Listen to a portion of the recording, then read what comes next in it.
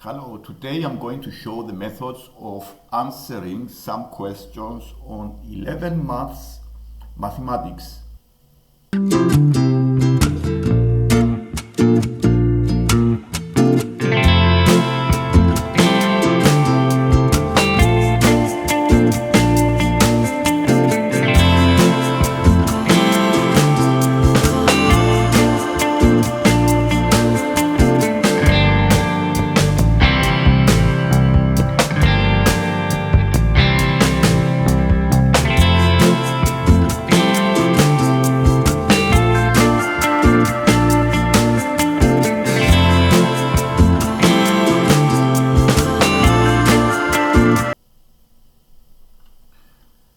The first exercise, we have one equation and we need to find the number that is missing on the right hand side. The easier way to do is to start with the left hand side, do the division, find the answer, and then mentally you can find the number that is missing. For example, you can start with the division 200 divided by 5 and use the method of division to divide the two numbers. 5 to 20 is 4 and then a 0. So the left hand side is 40.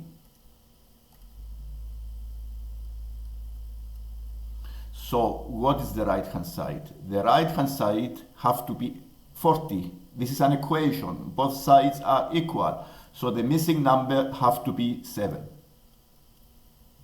The second exercise is a problem solving. A group of children share a pack of 26 biscuits.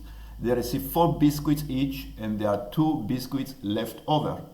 How many children are in the group?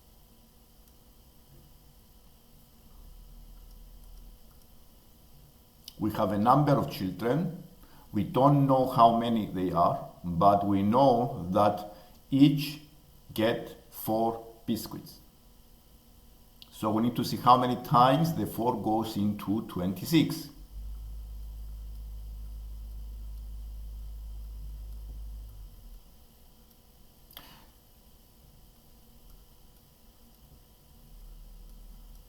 You may use multiplication and see that 4 times 6 is 24. And you have a remainder 2. So the total is 26. This is the remainder.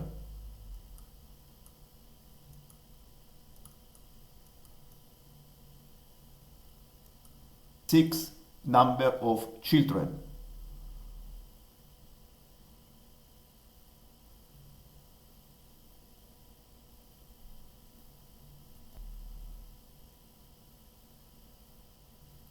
In this exercise, we have a pie chart that represents the total number of children in a class of year 5. We have the left-handed people and the right-handed people. And we know that the left-handed people are 12. These are the left-handed children. How many are the right-handed? Let's analyze this problem. We have an angle on the pie chart 45 degrees. And we know the total angle of a whole pie chart, a circle, is 360. Comparing these two angles, we can find the fraction that is related to the left-handed children. So we do 45 out of 360. Simplifying the fraction by division by 45, we have the fraction in the simplest form, 1 over 8. So we know 1 over 8 represents the left-handed children in year 5. And we know that there are 12 children that are left-handed. To see and find out how many children are the right-handed, we can use some proportions. We know that the right-handed children are the rest. So the rest will be 7/8. And the 7/8 is 7 times more than the 1/8. And then you can do 7 times 12 and find the total number of children that are right-handed.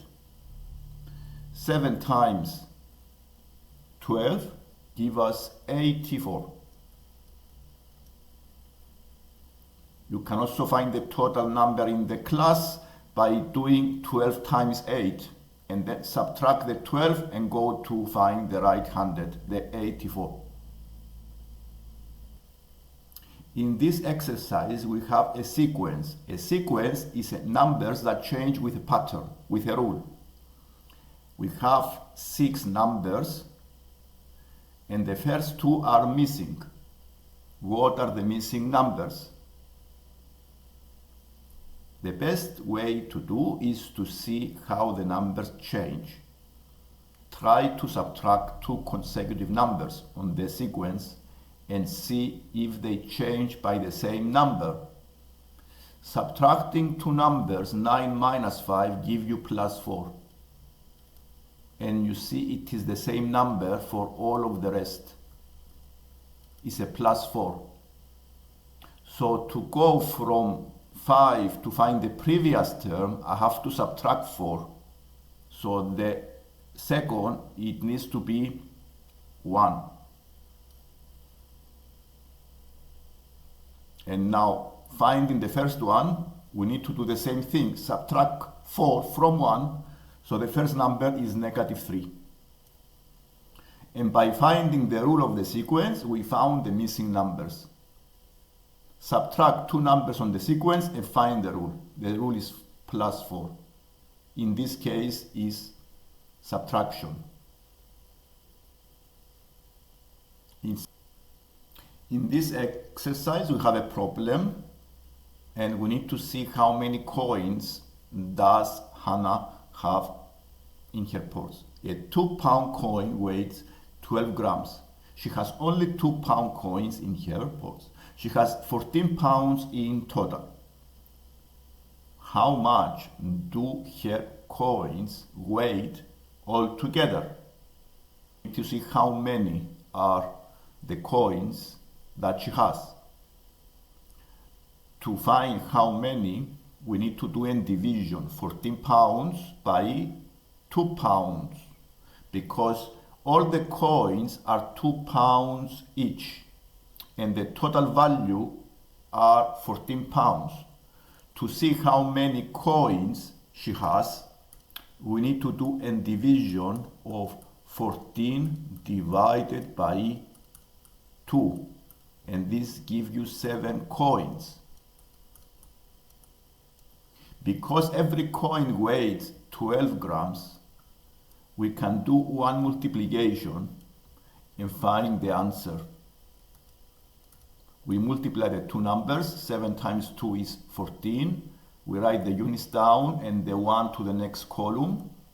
7 times 1 is 7 plus 1 is 8. So the answer, it needs to be 84 grams. What we are going to do today is this problem. Dylan spends 8 pounds on a bus ticket and his lunch. He spends 80p more on his lunch than his bus ticket. How much did his lunch cost? Because we have 2 different measures, pounds and pence, we can change the pounds into pence by multiplying by 100. So the 8 pounds give you 800 pence. And this is the total of a bus ticket and the lunch. And we know that the lunch costs 80p more. So if I subtract 80p from 800, I can find the difference of the 2, And then if I do a division by 2, I know these are equal values here.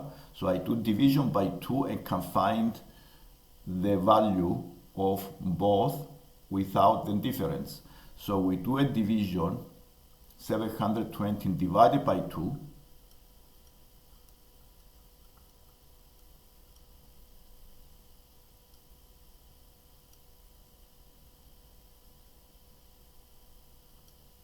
This is 340.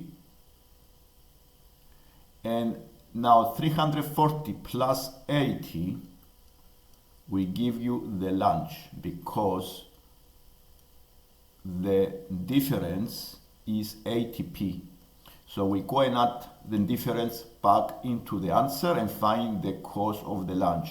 340 plus 80 give us the lunch value, which is 0, 12,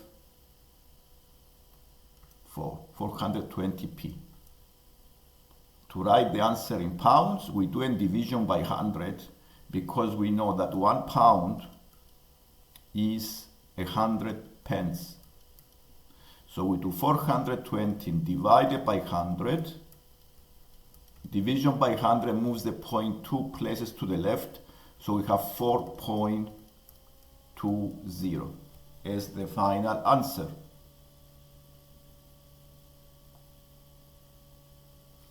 This is the lesson for today. I'm going to include more exercises in the future with 11 plus mathematics. If you like the lesson, please don't forget